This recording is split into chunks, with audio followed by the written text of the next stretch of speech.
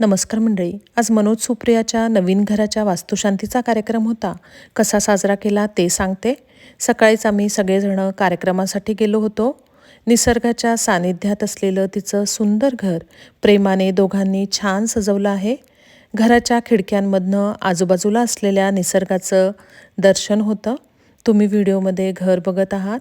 बॅकयार्डमध्ये सुद्धा खूप मोठी मोठी छान झाडी आहेत आणि सगळ्या खिडक्यांमधनं सूर्यप्रकाश येतो. देवघरसुद्धा तिने छान सजवलेलं आहे. सकाळीच गुरुजी आले होते. त्यांनी पूजा सांगितली आणि अंगणामध्ये होम केला.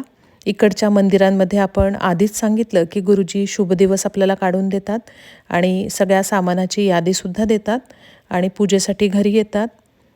नंतर हळूहळू सगळी पाहुणे मंडळी जमायला सुरुवात झाली. लहान मुलं त्यांच्या खेळात रमली. सगळ्या मोठ्यांच्या पण छान